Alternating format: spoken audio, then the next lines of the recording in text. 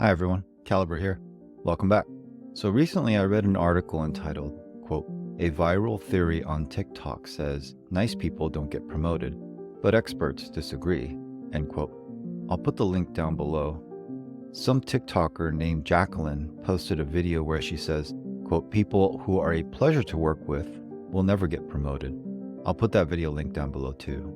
She says further that executives, quote, "will never allow an employee who is both good at doing the work and good at keeping a smile on their face while doing the work move up the ladder, because they know they can keep serving you shit on a platter and you'll eat it with a smile," end quote. It's not a new theory, but it's apparently making the rounds and people are debating it again.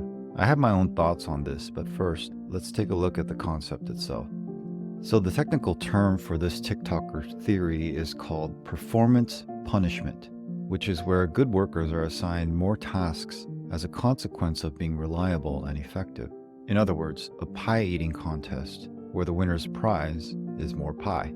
This might not even be intentional by the manager, but over time, it just turns out to be the case. So according to the Neuroleadership Institute, humans genuinely want to be great and want recognition for that. In fact, the drive for status is so strong that the brain releases feel-good chemicals like dopamine and serotonin when we get a status boost, like praise or promotion. In the workplace, being given the toughest assignments or the most problems to solve often feels like praise to some, and so an employee might initially ignore red flags like burnout.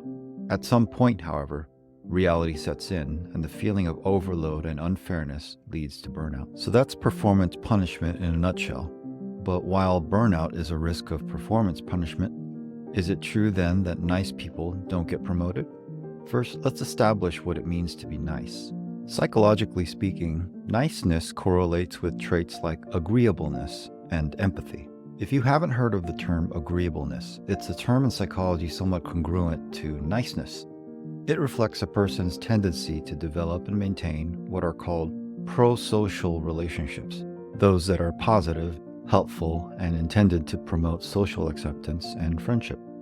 People high in agreeableness are those that tend to be more trustworthy, straightforward, altruistic, compliant, modest, and tender-minded. In other words, nice. Conversely, individuals low in agreeableness are less concerned about social approval or about protecting others and themselves from harm. So in other words, not so nice. Agreeableness and empathy are generally viewed as positive, but the problem is being overly agreeable and empathetic might lead to perceptions of lower assertiveness or competitiveness, which are valued in leadership roles. So the assumption is that being overly nice doesn't demonstrate such leadership qualities. But why? Because a leader is someone who has conviction, decisiveness, and courage to act on that conviction despite perceived risks, and therefore should be promoted. Whereas if they don't exhibit those qualities, they should not be promoted. Recent research seems to paint a different picture, however. For example, a 2020 study found that people with disagreeable personalities do not progress any faster in the workplace than agreeable people. Although disagreeable individuals behaved in some ways that seemed to enhance their power, with dominant, aggressive behavior, in other ways they behaved in a manner that seemed to diminish their power, such as communal behavior, like generosity. Basically, their disagreeableness was balanced out by their agreeableness. But in another study from 2022, a collaboration of researchers from China and the United States conducted a meta-analysis, meaning they analyzed and amalgamated prior studies.